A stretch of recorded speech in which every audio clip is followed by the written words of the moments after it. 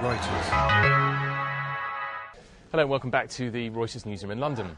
Now, I don't know who you are, but someone else does and knows that you're watching this, especially if you used a search engine to find this report.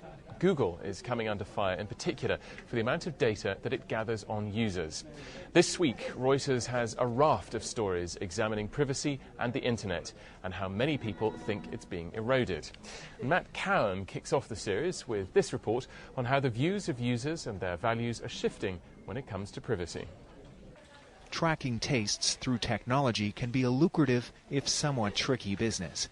Take LastFM. The London-based company was recently bought by the U.S. media corporation CBS for $280 million, making it the UK's biggest Web 2.0 acquisition thus far. And this on the back of software Richard Jones wrote at college. Which logs the name of every song that you listen to. And so it's building up a database of all the songs you've played and the number of times you've played them. Co-founder Martin Stixill explains the concept. Our magic technology is called scrobbling. This is essentially just transmitting your music taste online. So every song you listen to enters your music profile.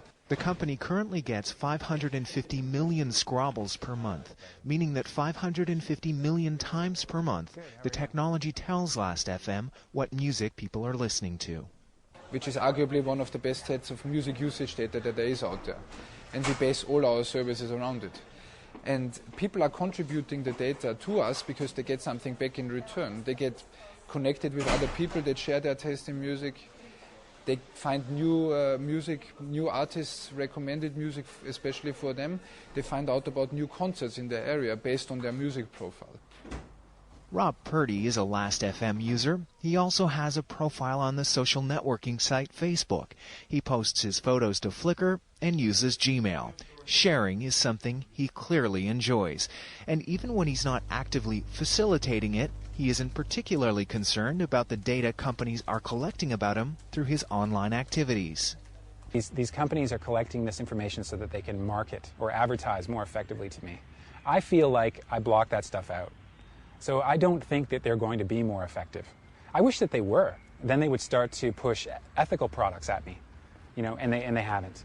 But as more people live more of their lives online through sites and services which have sharing, tracking, or scanning at their heart, privacy is becoming a bigger concern. Even Purdy has taken steps to lead prying eyes astray.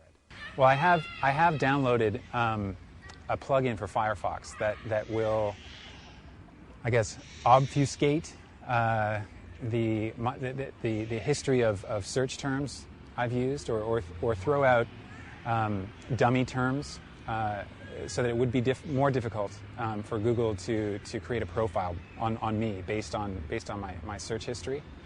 That's more. I've done that more for fun. For LastFM Stixill, the key to keeping the user community happy is to allow people some say in what they give away. One of the most requested features on LastFM is being able to delete certain artists out of their profile. Because people always come to us and say, my little sister listened last night, and we're like, yeah, right, sure. But people just want to get rid of certain guilty pleasures. We do allow people to edit, especially their recent music. So if you scrobbled something accidentally in the last week or so, you can still go back and delete it. With all of the attention now swirling around privacy matters, these varying views promise to be very visible for some time yet. Matt Cowan, Reuters.